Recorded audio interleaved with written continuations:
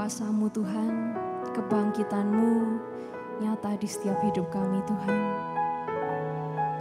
Kami yang tidak berharga, kami yang tidak ada nilainya, Tuhan gantikan dengan darah yang kudus, dengan darah yang mahal, sehingga hidup kita berarti di hadapan Tuhan.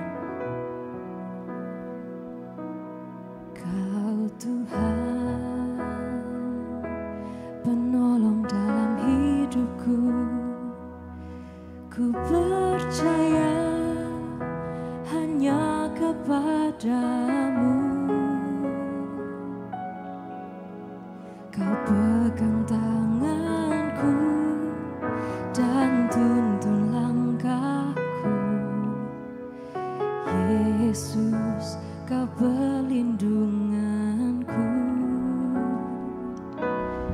Kau Tuhan, kekuatan dalam hidupku, penolongku dalam kesesakan. Kau gunung batuku dan pertahananku, Yesus, Kau kemenanganku. Yesus, padamu ku berseru, Kaulah penyelamatku. Terpujilah Kau Tuhanku, mulutku memuji nama-Mu sepanjang umur hidupku. Terpujilah Kau Tuhanku di atas segalanya. Sama-sama kita pujikan. Kau Tuhan, kekuatan dalam hidupku, penolongku dalam kesesakan. Kau gunung batuku, Yesus, Kau gunung batuku dan pertahananku, Yesus, Kau kemenanganku. Yesus, padamu ku berseru, Kaulah penyelamatku. Terpuji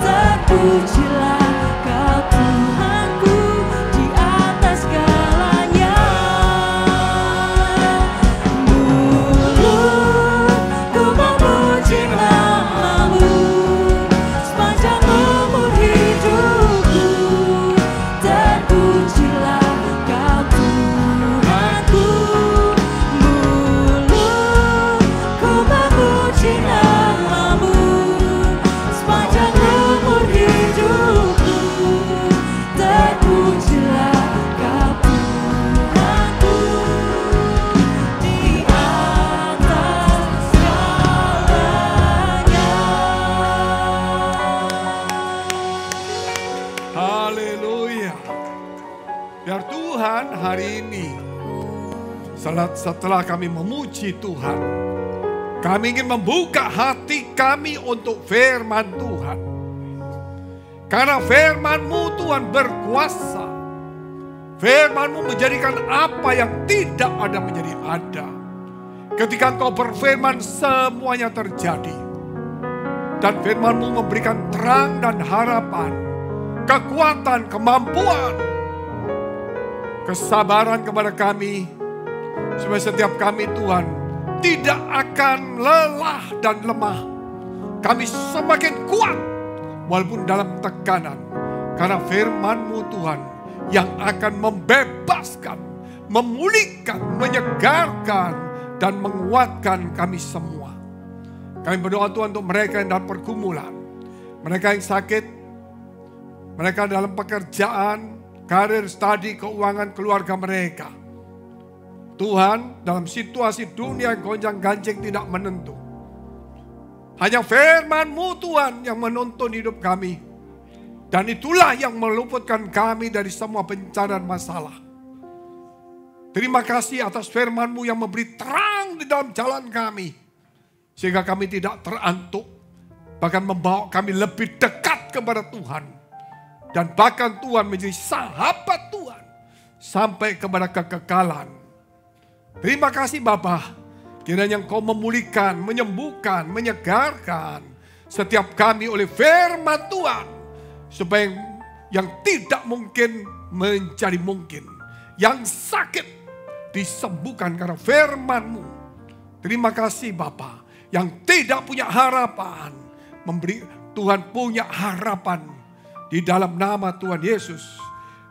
Kami sudah mengucap syukur dan berdoa. Haleluya. Amin. Tetap berdiri saudara, kita akan membaca bersama-sama Mega Project Karakter Kristus hari Senin. Ikutin saya. Mega Project Karakter Kristus hari Senin. Mega Project Karakter Kristus hari Senin. Lemah lembut, menghambakan diri, damai, sukacita. Lemah lembut, menghambakan diri, damai, sukacita. Ya, silakan duduk saudara dikasihi Tuhan. Kebangkitan Tuhan adalah memberi harapan dan kemenangan kepada orang percaya. Tanpa kematian tidak ada kebangkitan. Kematian itu menunjukkan bahwa untuk menebus dosa kita sebagai manusia yang lama, yang dikuasai oleh dosa dan kutuk. Kemudian pada hari ketiga Yesus bangkit, memberikan harapan orang yang awalnya murid-murid dan rasul ketakutan. Padahal dia ikut Yesus 3 tahun. Melihat mujizat luar biasa. Yesus pernah berbicara bahwa anak Allah, anak manusia akan mati dan bangkit pada hari ketiga. Sudah berulang-ulang bicara. Tapi mereka masih konotasinya mujizat, berkat, yang luar biasa. Tidak mendengarkan firman tentang hal-hal yang seperti itu. Demikian juga kerap kali kita mendengar firman Allah hanya cuma materi yang diingat. Tetapi nubuatan firman Allah tentang akhir zaman kita tidak mengikutinya dengan baik. Dan apa yang terjadi kemudian ketika Yesus mati, mereka terguncang. Bukan hanya itu, ada pengkhianatan juga. Di dalam kesatuan kalau ada pengkhianatan itu tidak bagus. Gereja bukan besar atau kecil. Keluarga bukan besar atau kecil. Tapi perlu kesatuan itu. Jika ada satu yang berontak atau berkhianat, kita akan bisa hancur juga. Namun demikian saudara, kenapa firman Allah mengajar kepada kita untuk setia dan taat? Supaya ketika kita bersama-sama dari kelompok kecil sampai kelompok besar, tidak ada yang namanya pemberontakan dan pengkhianatan kepada firman Allah. Tapi di tengah perjalanan ini, orang-orang Kristen sudah berkhianat kepada firman Allah. Gerejanya tetap, tapi berkhianat bentuk apa Pak? Berkhianat dalam bentuk mereka sudah tidak mau mendengarkan hal-hal tentang kebenaran nubuatan bahwa kita ini harus bayar harga dalam hidup ini. Kita harus sangkal diri, pikul salib. Karena kita telah dibeli dan harganya tunai.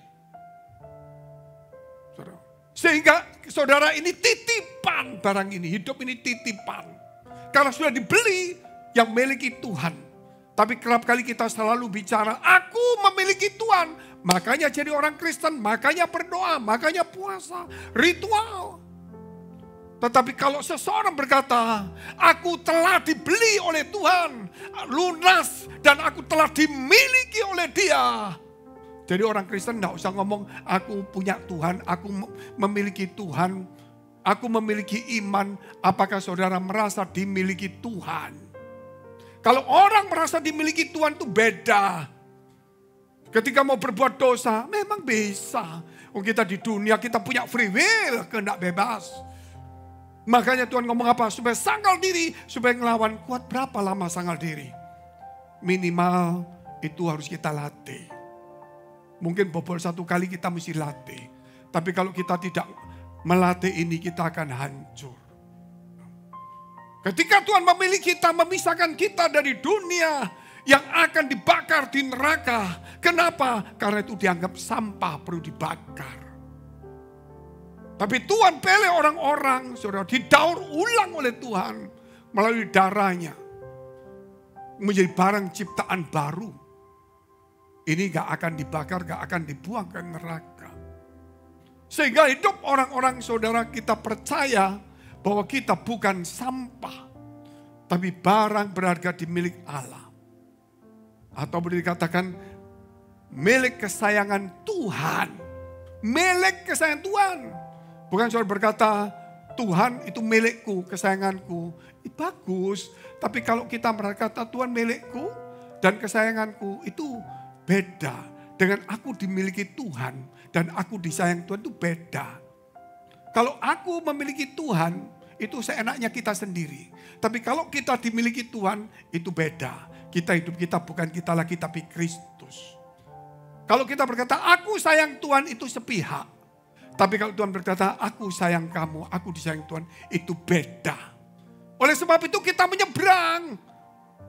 Ketika percaya oleh Tuhan, dosa kita diampuni, dibersihkan semuanya. Maka kita tetap di dunia. Kita bercampur dengan sampah. Kiri kanan kita mungkin ada sampah. Bukan sampah sesungguhnya yang di dunia. Tapi sampah-sampah artinya orang-orang yang dosa. Yang akan dibuang ke neraka untuk dibakar. Dosa itu sampah.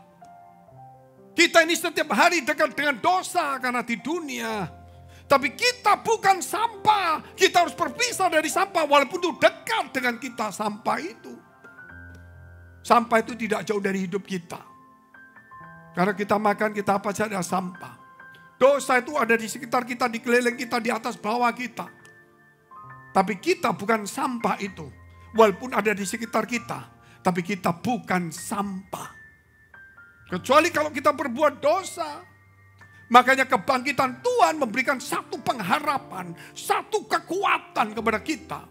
Yakin bahwa kita di jalan yang benar. Sejak saat itu ketika Tuhan bangkit, murid-murid yang takut menjadi kuat kembali.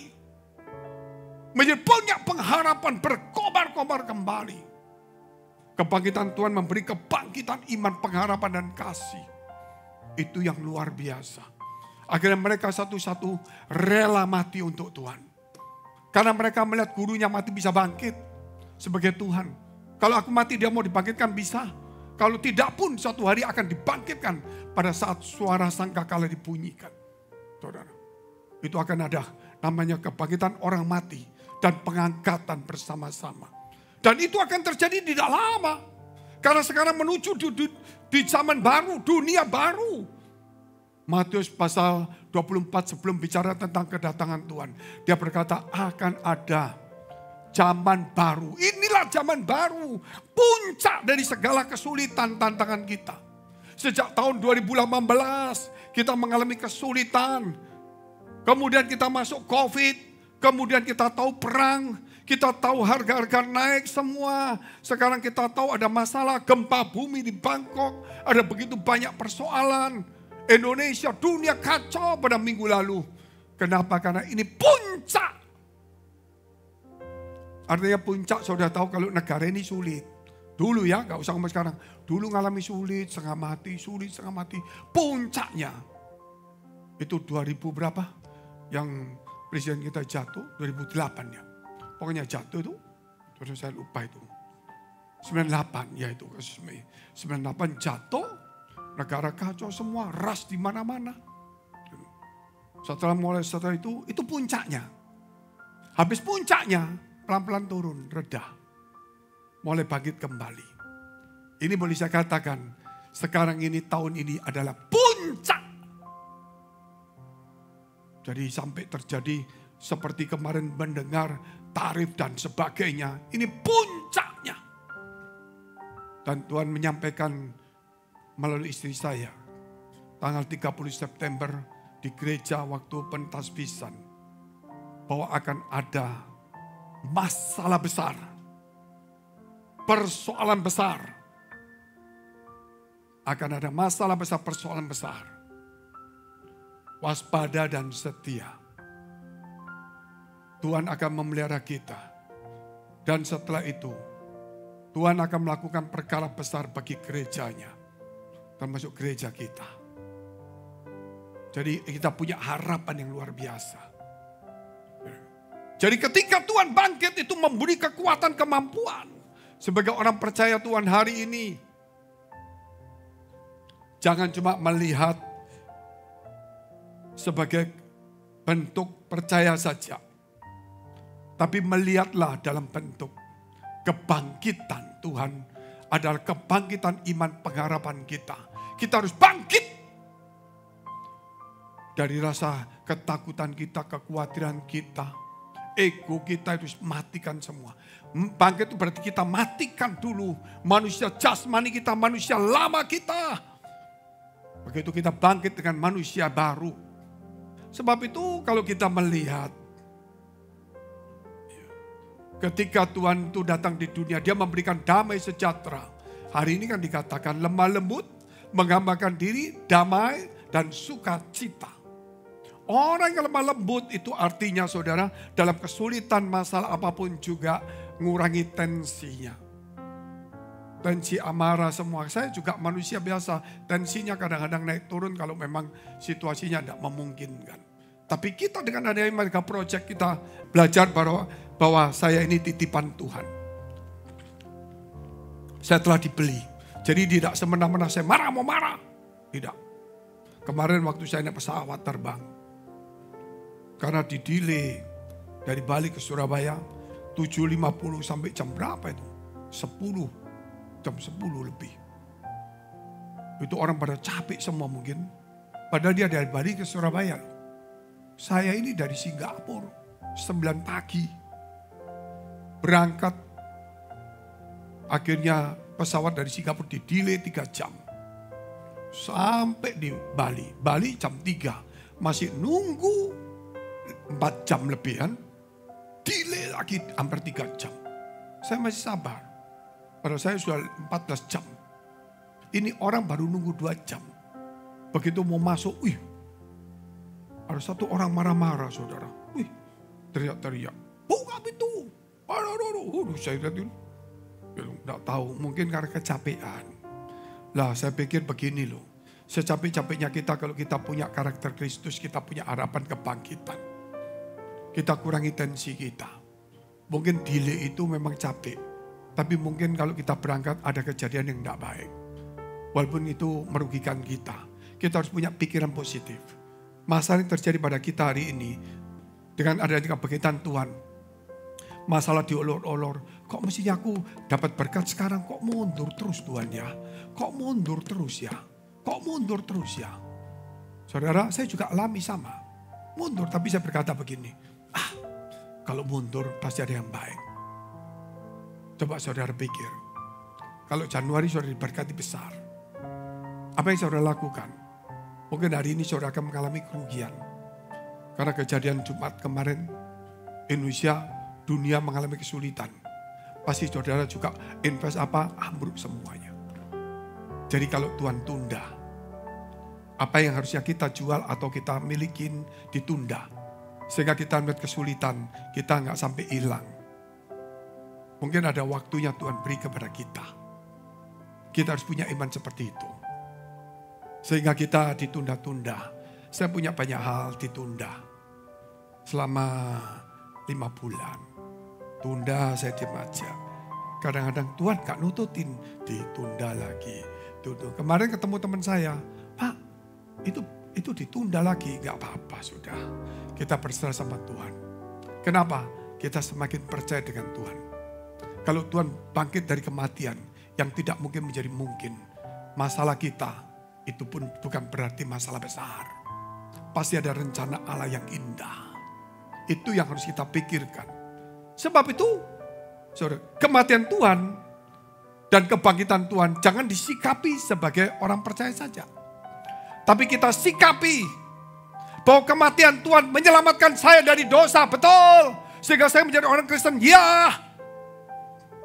Tapi kebangkitan Tuhan bukan untuk menyelamatkan kita, saudara lihat itu. Itu untuk meningkatkan kita menjadi sahabat Allah.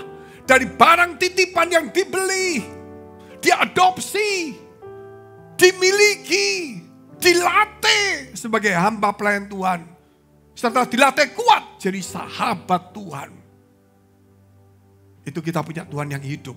Kita lihat dulu firman Tuhan. Dipilih menjadi sahabat Tuhan. Melalui kematian dan kebangkitan Tuhan. Yohanes 15 ayat 13 sampai 16. Perhatikan firman ini pelan-pelan. Supaya semua orang Kristen mulai sadar bahwa kematian Tuhan, kebangkitan Tuhan bukan untuk menyelamatkan kita saja. Tapi supaya kita menjadi sahabat Allah. Luar biasa kan? Tidak ada kasih yang lebih besar daripada kasih seorang yang memberikan nyawanya untuk sahabat-sahabatnya. Sadar hari ini. Saya sudah percaya Yesus, Pak, anak-anak Allah. Itu awal. Ketika awal cinta Tuhan mula-mula, saya yakin itu kasih mula-mula. Ada masalah, kita diselamatkan. Setelah kasih mula-mula hilang, kita harus meningkatkan. Yaitu menjadi hamba melayani dengan kasih mula-mula lagi. Hilang. Ya memang kadang-kadang jenuh kan orang-orang. Kadang-kadang saya tanya orang, ya Pak jenuh pelayanan terus Pak. Waduh gimana jenuh? Sama dengan kalau kamu tidur jenuh, kerja jenuh, ya repot juga. Oke lah namanya ada free will. Kita tingkatkan lagi kembali kepada kasih semula dan sungguh-sungguh kepada Tuhan. Menjadi sahabat Allah. Amin. Itu makanya Yesus mati itu untuk sahabat-sahabatnya. Ternyata kita ini orang yang diselamatkan. Tujuan Tuhan itu bukan cuma selamat. Menjadi sahabat Tuhan. Sahabat Tuhan artinya apa Pak? Berarti kita ini juga menjadi bagian daripada Injil yang harus diselamatkan kepada banyak orang. Kalau kita anak-anak Allah itu hanya status. Oh aku diselamatkan, cukup. Tapi kalau sahabat itu pasti tahu. Apa pekerjaan Tuhan? Apa maunya Tuhan? Menyelamatkan umat manusia. Ayo kita memberitakan Injil. Saudara lihat itu. Yang dilakukan Tuhan bukan doa setiap jam. Doa pagi dan malam. Tidak selalu puasa setiap minggu seperti kita. Mungkin ada tapi waktu itu dia puasa 40 hari. Tapi yang dilakukan apa? Berjalan memberitakan Injil. Berjalan mengajar. Tapi sekarang gereja lain Bapak Ibu. Gereja sudah tidak berbicara tentang mengajar, melatih orang dan memberitakan Injil, misi sudah tidak ada. Misi best ada, saudara lihat itu setiap bulan 2-3 tempat. Tempat lain mungkin ada atau tidak. Banyak tidak ada. Wah tapi megah. Tempat lain tidak mengajar. Kenapa tidak mengajar? Ya khotbahnya gitu aja terus. Nggak ada satu status untuk seperti orang pendidikan begitu. Kalau Tuhan kan mengajar, mendidik. Gitu, begitu aja. Saudara lihat aja. Ya saya tidak menghakimi kita, tidak boleh. Tapi saudara lihat itu gitu aja. Suatu hari Tuhan kasih tahu saya. Fengki, tahun 2025. Ini istri saya sudah dapat, tapi saya ini jauh-jauh Desember sudah dapat. Saya ngomong sama anak saya. Kan dunia zaman baru. Oh ya, iya. Seperti dulu Tuhan kasih tahu. Iya. Bahwa akan ada perubahan pemerintahan dan kekuasaan. Dan ini puncaknya. Bahwa tahun ini puncak sekali. Tuhan ngomong sama saya, Papa. Kamu boleh gereja, boleh bangun. Tapi harus tidak boleh berkelebihan dulu. Karena zamannya sulit. Justru kamu harus berani menaburi sulit ini. Nanti setelah akhir tahun baru mulai pulih. Silakan mau ekspansi lagi. Tapi tetap harus bertahap. Tidak boleh berkelebihan. Tuhan kasih tahu itu. Dan kemudian tidak lama lagi. Di dalam tidur saya ada satu suara berkata, suara Tuhan. Datanglah banyak orang datang kepada saya. Dan mungkin ada malaikat, saya lupa itu saudara. Saya catat. Dia berkata begini, maaf Pak. Dan datang ngomong sama saya atau malaikat itu. Kami di gereja. ABCD dia cerita. Kan banyak orang. Kok banyak gitu aja. Gitu aja. Loh ini betul saudara. Bacanya gitu aja. Saya dengar kenapa gitu. Terus orang pada melihat saya. Gitu loh. Iya Pak. Kalau di tempat saya semua orang ngomong gitu aja. Jadi kami ingin ke tempat Bapak. Saya berkata, oh ya, kita harus punya program yang baik. Kita harus ikuti jejak Tuhan. Kita tidak boleh terlalu ritual. Ritual maksudnya doa boleh, tapi tidak boleh berkelebihan. Kalau ada kesulitan boleh tambah. Kita boleh puasa, tapi jangan berkelebihan. Tapi yang perlu bagi kita ini adalah menjadi sahabat Tuhan. Yaitu bekerja sama dengan Tuhan dalam hidup kita. Jangan sampai saudara, saya tahu. Tuhan kasih tahu gitu-gitu aja. Kita terus ayatnya. Tuhan mati untuk sahabat-sahabatnya. Itu tujuan goalnya Jumat Agung. Dan goalnya Paskah sudah harus menjadi sahabat Tuhan. Kamu, kata Tuhan, adalah sahabatku. Setelah Tuhan berkata, aku mati bagi sahabat-sahabatku. Kamu adalah sahabatku. Oh iya. Loh kan saya sudah terima kematian Tuhan. Betul. Jikalau kamu berbuat apa yang kuperintahkan kepadamu, bukan hanya percaya. Tapi apa yang diperintahkan di firman Allah. Jadi kita harus belajar firman Tuhan. Bukan sekedar percaya.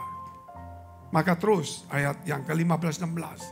Aku tidak menyebut kamu lagi hamba. Banyak orang kata aku hamba Tuhan. Oke. Sebab hamba tidak tahu apa yang diperbuat oleh tuannya. Tetapi aku menyebut kamu sahabat. Karena aku telah memberitahukan kepada kamu segala sesuatu yang telah kudengar dari Bapakku. Saya banyak mendengar. Istri saya, teman-teman saya banyak mendengar. Tapi saya tidak perlu banyak terlalu berkoar-koar, saudara. Karena itu ada titipan Tuhan, toh. Kalau titipan Tuhan itu, oh Tuhan bicara sama saya. Ini memang heboh gereja rame. Itu titipan. Saya tidak pernah tahu apa-apa, terus ada orang ngomong. Pak, orang ini begini Pak. Oh ya, saya ngomong, saya tahu ini orang ini apa. Buat apa? Saya tahu ya begini karena saya, bukan karena kepandaian saya. Bukan karena kekuatan saya. Tapi ada yang membisikin saya. Itulah Tuhan. Jadi saya tidak perlu mencuri kemuliaan. Walaupun begini pun bisa saja salah. Apalagi kalau berkata bohong di mimbar. Ngeri. Banyak di mimbar orang bohong. Saya mendengar beberapa orang, cuma saya gak mau cerita. Terus kita lihat terus. Bukan kamu yang memilih aku. Tapi akulah yang memilih kamu. Dan aku telah menetapkan kamu supaya kamu pergi dan menghasilkan buah. Dan buahmu itu tetap supaya apa yang kamu minta kepada Bapa dalam namaku akan diberikannya kepadamu. Doa itu bagus minta. Tapi harus melakukan perintah Allah. Dan ingat bahwa Allah memilih kita, bukan kita memilih Allah. Dan Tuhan telah menetapkan kita untuk pergi. Dan pergi itu berarti mengikuti jejak Tuhan. Gak boleh ritual. Cari jiwa, memberitakan Injil, mengajar, misi, ya, itu betul. Kalau aku memilih Tuhan, berarti aku memilih Allah yang menurut aku mau. Tapi kalau Allah telah memilih saya, apapun yang telah memilih saya tidak bergerak. Saya tidak punya hak memilih. Saya harus ikutin apa kehendak Dia. Kalau saya yang memilih Tuhan, saudara lihat itu, aku pilih Tuhan ini, pilih Tuhan ini. Ternyata di Kristen sudah dipilih Tuhan, tetapi kerap kali dalam praktek kita yang memilih Tuhan. Contohnya bagaimana? Kalau kita dipilih Tuhan harus melakukan kehendak Tuhan, pekerjaan Tuhan. Harus pergi menghasilkan buah. Tapi ternyata kita memilih Tuhan di kekristenan ini. Aku pilih Tuhan. Padahal dia dipilih, dia ngomong aku pilih Tuhan. Karena aku diberkati, aku dapat mujizat. Saudara, itu memang ada. Gitu loh. Tapi akhirnya dia memilih Tuhan karena pilihannya Tuhan mendatangkan keuntungan. Tapi kalau kita dipilih Tuhan, bukan kita tidak mendapatkan keuntungan, tapi kita ditugaskan. Amin. Beda langit dan bumi. Waktu kita ditugaskan gak enak Pak. Itu dipilih, dipercaya oleh Allah. Pasti ada perjalanan hidup yang sangat menjamin kita. Aku menyertai kamu. Luar biasa bukan? Jadi jangan berkata tugas itu menyulitkan. Coba saya kasih tahu. Kalau saudara ya memilih Tuhan diberkati, tapi kurang diberkati, anak gak lulus, betul gak saudara? Pindah lagi pusing. Tapi kalau saya ditugaskan Tuhan, contohnya gak enak. Ternyata ditugaskan contohnya ke Amerika. Contohnya, ya kasih tahu presiden, nanti ke sini. Memang capek, ada tujuan. Tapi surat perintah itu melebihi dari seluruh dunia yang kekuasaan dunia. Dan kita punya otoritas tinggi. Siapa yang mengutuk kita akan terkutuk. Ketika Tuhan mengutus Abraham keluar dari tempat yang menuju Kanaan. Siapa yang mengutuk kamu akan terkutuk. Siapa yang memberkati kamu akan diberkati. Luar biasa enggak? Hidup ini luar biasa saudara. Amin. Pergi. Wah Pak Fengki jelek. Biarin aja. Ya, biarin aja. Telinga ya kadang-kadang sakit dikit sudah biarin. Itu akan mental semua. Tapi ketika orang memberkati kita, dia akan diberkati. Luar biasa kan? Berarti Tuhan sudah menjamin kita. Tugas. Bukan memilih. Dipilih Tuhan berarti ada tugas. Kalau memilih Tuhan minta sesuatu keuntungan. Itu perbedaannya. Oke saudara, kita terus melihat beberapa hal. Kita lihat dulu. Ketika Tuhan membangkitkan Lazarus, apa yang terjadi? Sebelum dia berkata, hei Lazarus keluar.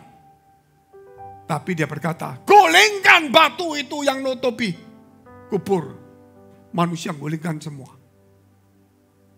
Baru setelah digolengkan, Lazarus keluar. Keluar. Kita ini harus gotong royong. Menggulingkan kedegilan, kekerasan hati kita teman masing-masing. Baru nanti Tuhan akan membangkitkan teman-teman kita. Makanya itu tugas. Amin. Tugas. Jangan doa untuk Tuhan aku diberkati. Tuhan pabrikku, Tuhan hotelku, Tuhan. Boleh. Tapi kita itu punya tugas. Teman-teman kita punya persoalan, saudara kita orang tua. Ayo kita ngomong Pak, buka hati. Ketika dia membuka hati, firman masuk. Lupa buka hati di gereja. Lihat. Golengkan, digoleng. Tuhan diam aja terus. Karena orang itu tidak mau dengar firman. Lazarus bangkit enggak? Enggak bangkit. Kapan Lazarus bangkit? Ketika Tuhan berfirman, Lazarus keluar. Ketika saudara mendengar firman Allah.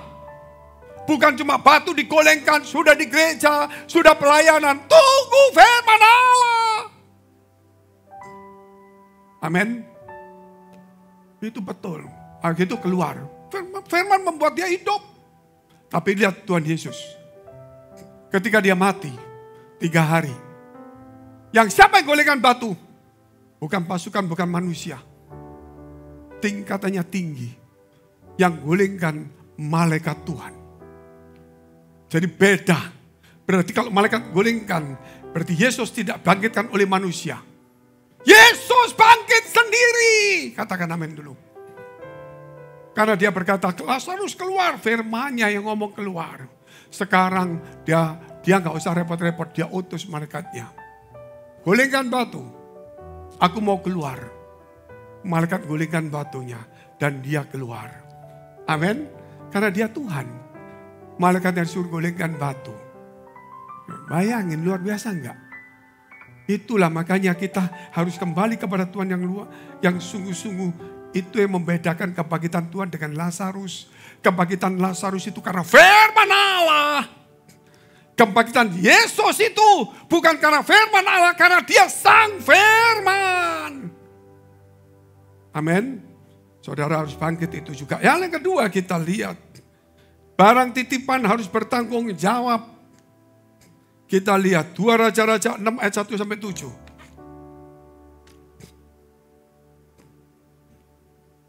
Pada suatu hari berkatalah rombongan Nabi kepada Elisa. Rombongan jalan.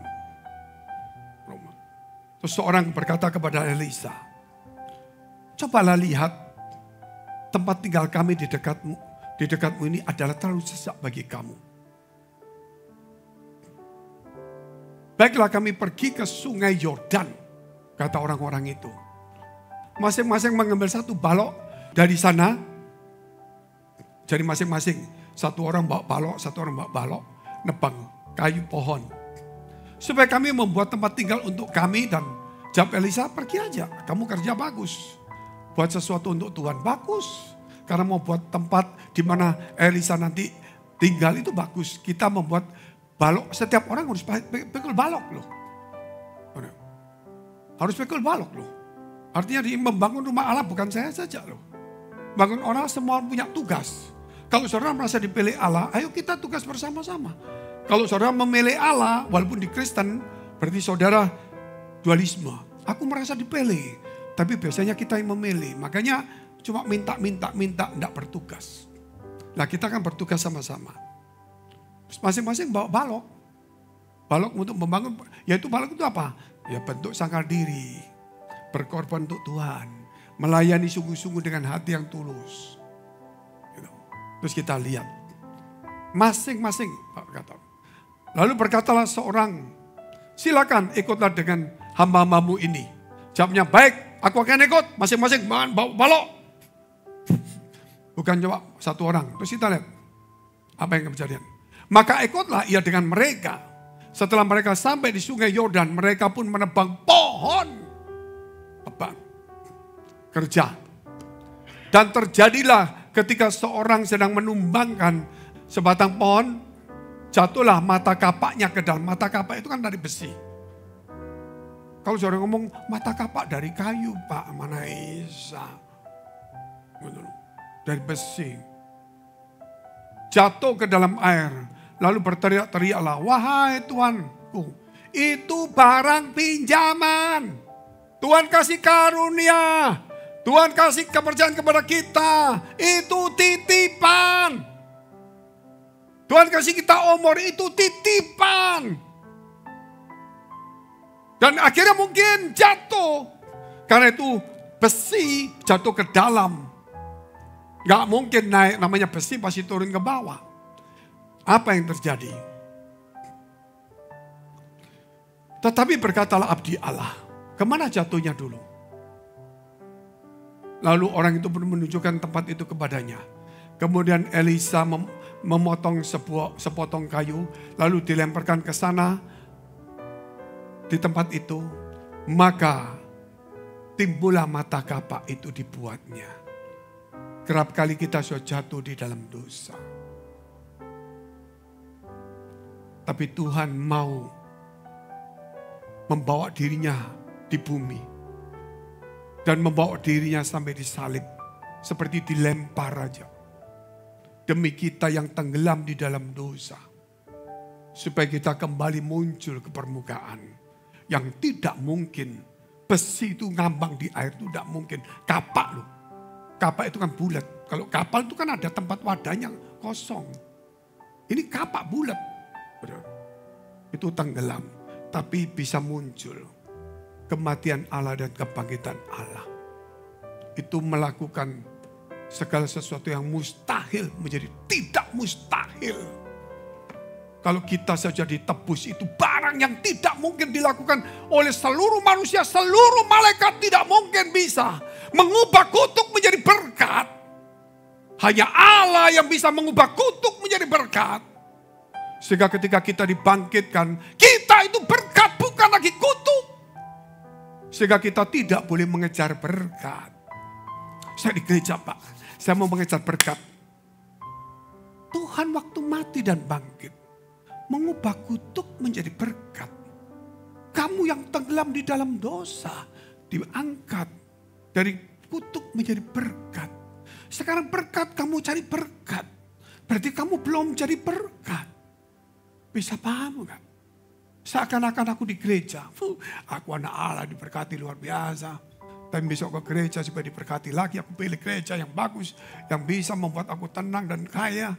Saudara, seakan-akan saudara memungkiri kematian Yesus yang telah mengubah kutuk manusia semua itu menjadi berkat. Sehingga itu memungkiri. Tapi kalau kita yakin kutuk sudah menjadi berkat, bahwa hidupmu itu ada berkat. Kemanapun kau pergi, Allah memberkati kamu. Amin. Kalau engkau merasa diberkati, hiduplah sesuai dengan jalan Tuhan. Maka apa yang terjadi? Kita lihat ayat yang ke-7. Lalu katanya, ambillah. Orang itu mengulurkan tangannya dan mengambillah. Artinya hari ini, kalau sudah kutuk menjadi berkat, tenggelam di dalam dosa, diangkat keluar dari dosa. Ambillah janji Allah itu. Ambillah kekuatan Allah itu. Berjalanlah kembali. Kayu itu tetap mengapung di air. Kayu itu tidak mungkin diambil. Tapi kapak itu diambil. Hari ini Tuhan mati dan ada di surga. Tapi kapak-kapak hidup kita semua. Kapak itu untuk pekerjaan. Amin. Hidup itu tugas dari Tuhan. Itu kita ambil. Masing-masing orang harus melakukan tugasnya masing-masing. Dan Tuhan tetap, saudara, ya di atas itu. Jadi dari sinilah satu pengertian yang luar biasa yang kita harus tangkap. Wahyu pasal 3 ayat 5 sampai dengan 6. Kalau saya tidak mau ngambil kapak, kamu tetap tenggelam. Saya terima Tuhan Yesus. Hidup saya keluar dari kutuk. Hidup saya keluar dari dosa. Tapi saya tidak mau ngambil, Pak. Cuma saya tunjukkan kalau kapak saya ini sudah tidak lagi tenggelam. Kapak saya ini sudah di atas. Sudah tidak di dalam kutuk, tidak di dalam dosa, tapi di atas. Tapi tidak saya ambil. Jadi saya jadi Kristen, ya Kristen biasa saja. Ngapain tugas? Ya kalau tugas saya mau, kadang-kadang membuat sulit orang lain, terpaksa. Karena saya mau saya kok. Saudara mengambil kapak orang lain. Bukan mengambil kapakmu yang tenggelam. Sebab itu Wahyu pasal 3 ayat 5-6. Barang siapa menang, ambillah kapak itu kembali. Ambillah kehidupanmu yang Tuhan berikan kepada kamu. Amin. Tuhan telah memilih kita dan membeli dengan harga yang lunas dibayar. Kita titipan, ayo kerja, ini titipan Tuhan. Jangan lagi marah, egois, sakit hati, benci, dendam, gak ada selesainya. Maka dikatakan, siapa yang menang ia akan dikenakan pakaian putih yang demikian. Aku tidak akan menghapus namanya dari kitab kehidupan. Melainkan aku akan mengaku namanya di hadapan Bapakku dan di hadapan para malaikatnya. 6. Siapa bertelinga, hendaklah ia mendengarkan apa yang dikatakan Roh kepada jemaat. Kalau kita tidak mau, tidak menang, tidak mengambil kapak itu, cuma aku sudah Kristen, Pak. Aku sudah terima kematian Yesus, aku mujizat jadi anak Allah.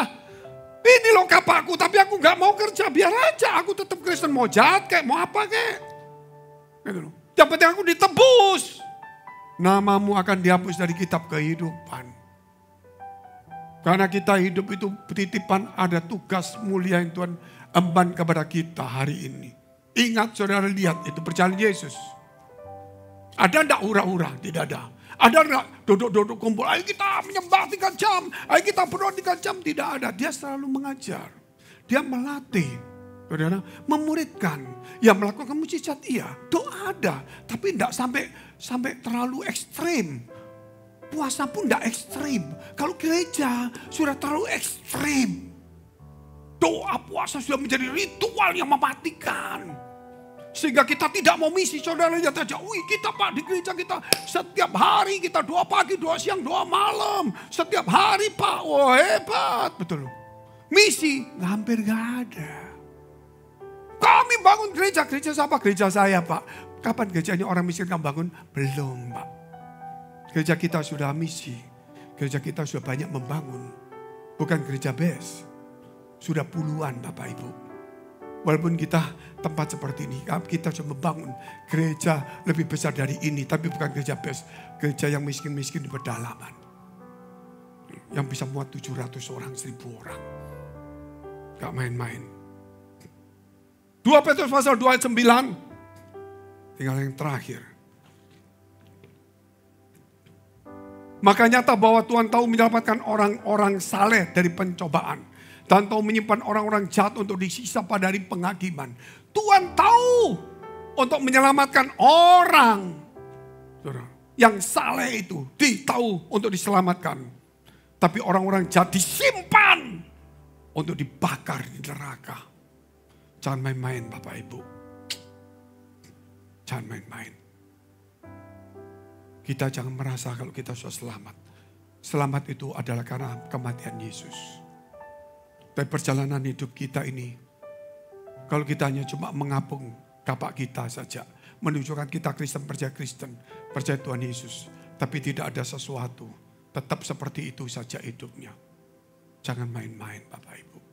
Apalagi sebagai pelayan Tuhan, saya katakan sungguh-sungguh jangan main-main. Suatu hari kalau kita salah sama Tuhan, apalagi sebagai pelayan Tuhan atau jemaat yang gak karuan, kita salah bisa, kita berdosa bisa. Tetapi Tuhan akan sangat tolong. Tapi kalau kita terus hidup di dalam dosa gak bisa. Pelayanan penuh kebencian, jemaat selalu pikirannya buruk, cuma mengejar kekayaan. Suatu hari kalau kita sampai dibuang, itu kekal selamanya. Ya kalau hanya cuma 1 jam, panas perihnya 1 jam, orang masih bisa tahan walaupun dia ampun-ampun. Tapi kalau sudah jutaan tahun, lebih baik menurut saya, jangan dengarkan pendeta lain yang ngomong aman. Kita nggak tahu persis. Ikutin ajaran Tuhan aja. Tuhan mengajar kita untuk berbuat baik, menjadi saleh. Memang perbuatan baik tidak menyelamatkan Tuhan.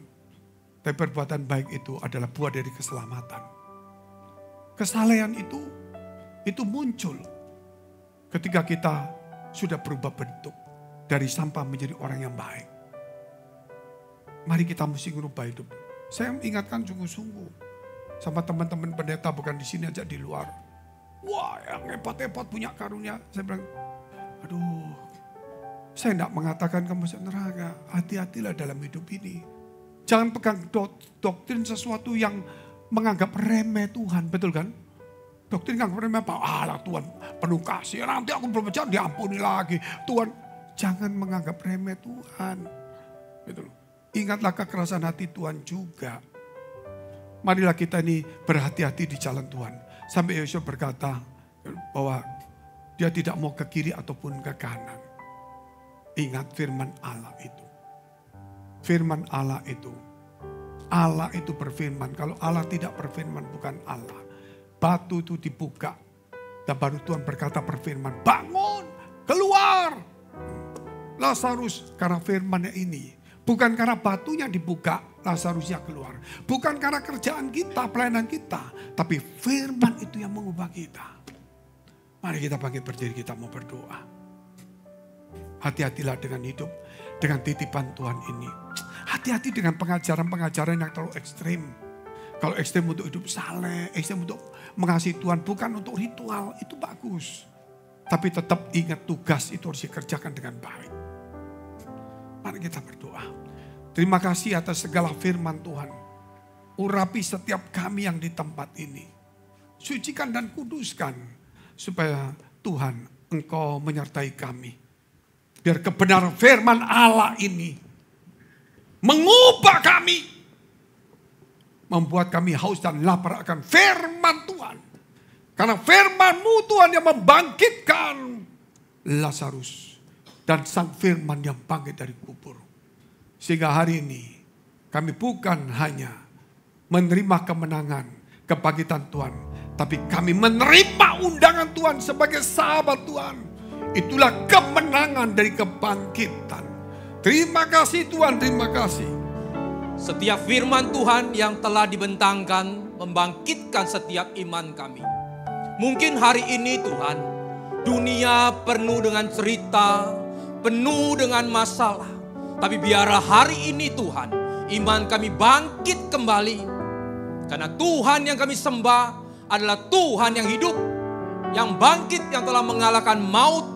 Dan hari ini juga kami disadarkan bahwa kematian Kristus bukan hanya sekedar untuk menyelamatkan kami. Mungkin itu iya, tetapi hari ini kami juga belajar bahwa hidup adalah satu tanggung jawab kami kepada Tuhan. Sehingga tugas yang diberikan kepada setiap kami, baik itu pekerja Tuhan, baik itu seorang hamba Tuhan, maupun setiap kami jemaat umat Tuhan, khususnya di tempat ini. Kami mau bangkit kembali, percayalah, saat kita melangkah, kita bertugas, kita melakukan apa yang diperintahkan Tuhan. Tuhan katakan, Ia akan senantiasa menyertai kita, bahkan sampai akhir zaman. Terima kasih Bapa. Kami tidak lupa berdoa untuk gereja-gereja yang ada di seluruh dunia. Bagi para hamba Tuhan sampai kepada semua umat-Mu, kiranya Engkau memberkati mereka supaya menjadi berkat dan berdampak. Karena hidup kami adalah berkat. Begitupun di gereja di seluruh dunia, biarlah kami semua mencari Tuhan dengan tulus dan takut akan Tuhan. Demikian juga untuk gereja di mana kami Engkau percayakan untuk mengembalakannya, yaitu gereja Blessing in the Spirit. Kami mau berdoa untuk setiap persembahan dari umat-Mu ya Tuhan. Baik itu pembangunan gereja, diakonia, perpuluhan. Kiranya Engkau menerimanya sebagaimana persembahan Habel. Biarlah ini menjadi persembahan yang harum di hadapan Tuhan. Karena kami berikan dengan kerelaan hati kami. Karena kami berikan yang terbaik daripada hidup kami. Begitupun hidup kami ya Tuhan. Biarlah menjadi persembahan yang kudus, yang sejati bagi Tuhan. Tuhan, kiranya Engkau membalas semuanya itu. Kasih Tuhan turun atas setiap kami. Kemurahan Tuhan turun atas setiap kami. Baik itu di dalam pekerjaan kami, studi kami, keluarga kami, pasangan kami. Bahkan di dalam iman kerohanian kami. Sampai kepada anak cucu. Pemeliharaan Tuhan tidak pernah henti-hentinya menyertai setiap kami. Mari dekapkan kedua tangan di dada. Firman Tuhan katakan, jagalah hatimu dengan segala kewaspadaan, karena dari situlah terpancar kehidupan. Jemaat yang dikasihi Tuhan, jadilah berkat dan terimalah berkat rahmat anugerah dari Allah Bapa di surga. Di dalam putra tunggalnya Yesus Kristus yang telah mati bagi dosa-dosa kita. Dan Dia bangkit pada hari ketiga. Sehingga kita sembah Tuhan Allah yang hidup. Iman kita bukan kepada Tuhan yang mati. Dia naik ke sorga, menyediakan rumah bagi kita. Sehingga kita punya pengharapan yang pasti. Dia akan datang kedua kalinya. Menyebut gereja dan umatnya yang berjaga-jaga. Kudus, dewasa, bijaksana, saleh.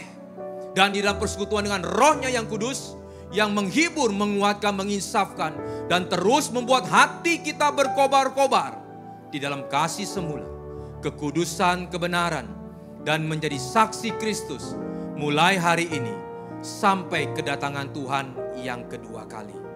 Mari kita tutup dengan doa yang Yesus ajarkan. Bapa kami yang di surga, dikuduskanlah nama-Mu, datanglah kerajaan-Mu. Jadilah kehendak-Mu di bumi seperti di surga. Berikanlah kami pada hari ini makanan kami yang secukupnya. Dan ampunilah kami akan kesalahan kami, seperti kami juga mengampuni orang yang bersalah kepada kami. Dan janganlah membawa kami ke dalam pencobaan, tetapi lepaskanlah kami daripada yang jahat. Karena Engkaulah yang punya kerajaan dan kuasa dan kemuliaan sampai selama-lamanya. Amin. Tuhan Yesus memberkati. Silakan duduk Bapak Ibu.